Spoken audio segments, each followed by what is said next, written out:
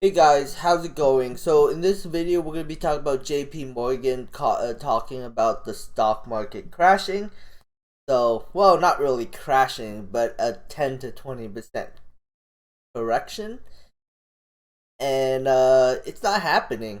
It's just going up and up and up. So the stock market right now is almost at all-time highs. So is JP Morgan wrong?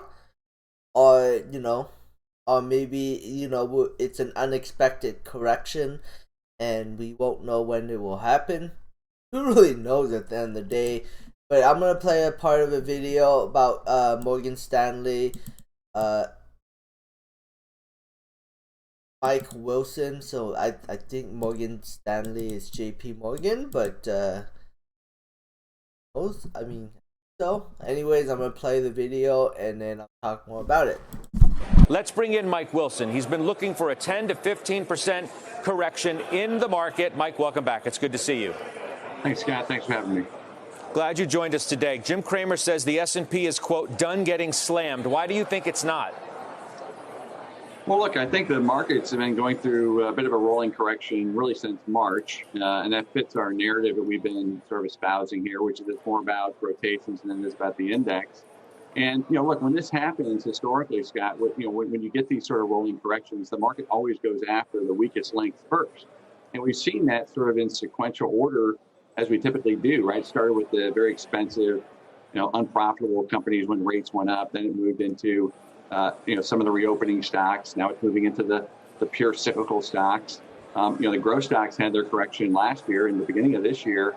And so now what's all that's left is the index. And it reminds me a lot of 2018. We kind of had a similar conversation. We were talking about a rolling bear market. We thought it would be more severe then because it was the end of the cycle. This is still, early to mid cycle, but rolling corrections can happen during bull markets, and that's what's going on. So we think it ends with a correction at the index level, and that would be very helpful. That would then you can kind of reset the playing field. Valuations will be more justifiable, and we can focus back then on earnings growth. But there are plenty of things we think that the market, has been focused on beneath the surface, whether that's decelerating growth, decelerating money supply growth. I'm talking about the Fed having to move the conversation to when they're going to start tapering with the Delta variant. And then the one issue that we think we have a little bit of an out of consensus view on is this idea that we overconsumed last year. And there's going to be payback and demand that has to kind of flow through in the estimates for the next 2 quarters. And then we can kind of reaccelerate from there. Just to be clear, though, you think this is a lot more than historical precedent, right? I mean, you think earnings are going to decelerate. In fact, maybe they already are in your estimation. And you think the economy is going to be worse than people think. It's a hard case to make, right? I mean, we're coming out of the pandemic. Yes, I understand the Delta variant is still out there, but people are still traveling. Listen to the airline CEOs talk over the last 24 hours or so about the pickup in leisure travel. People are out and about. And oh, by the way, interest rates are low. Where else are you going to put your money, Mike Wilson? Well, that's a different conversation about putting your money to work. There's no place to go. I mean, look, it comes down to risk reward, Scott. I mean, we tend to be a little bit ahead of the curve. We're willing to step in when things. I'm only playing 2 minutes of that video, but as you can see, Morgan Stanley is JP Morgan. Wouldn't that be Morgan Stanley like a bank, or is it JP? Quickly search on that. Oh, Morgan Stanley is a bank. Oops. I sound like an idiot for making this video. Oh well.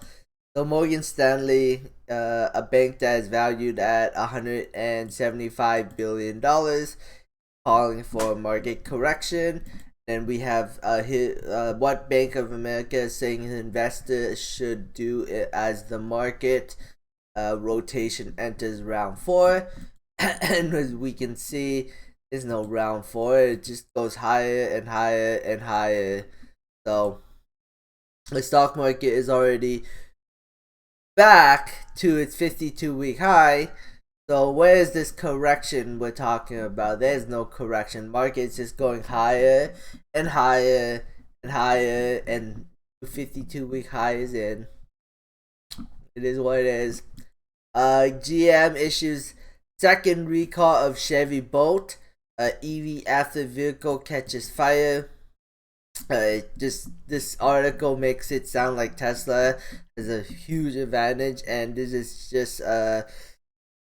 is actually bad for GM because they have to recall these vehicles. That is going to cost money. They're going to have to replace all the defective batteries. That's going to cost money, and this is just not good. This is not a good sign for GM, in my opinion. This shows that Tesla's dominance in the EV market, but it's also NIO, and Xpeng, and a lot of Chinese vehicle manufacturers that don't have any problems. Ford doesn't really seem to have any problems right now, but Ford doesn't have very many electric on the road. So, GameStop this morning is up 95 cents, 0.53%. Not too much to say about that. I think AMC this morning is doing okay too. It's up 41 cents, 1.1%. Could be I don't know what the market's gonna do today, but who knows? Either it's gonna go up to $40 or it's gonna go down to, I don't know, $33. One of the two scenarios. Things gonna happen today, but AMC is volatile. It's either gonna move up or down 10%. That's why I think it's gonna happen today. Could be wrong. Maybe it's just gonna trade sideways all day long. See, big digital asset. They had the earnings, and I could have made a separate video for this, and I think it's not bad. What I found impressive for a big digital asset is the active users reached 19,000, registered users exceed 80,000. That's pretty impressive considering how much competition there is. But again, 80,000 registered users. The fact that means that they're registered. They probably tried out their platform and then decided not to use it. This is so much platforms out there. There's Coinbase. There's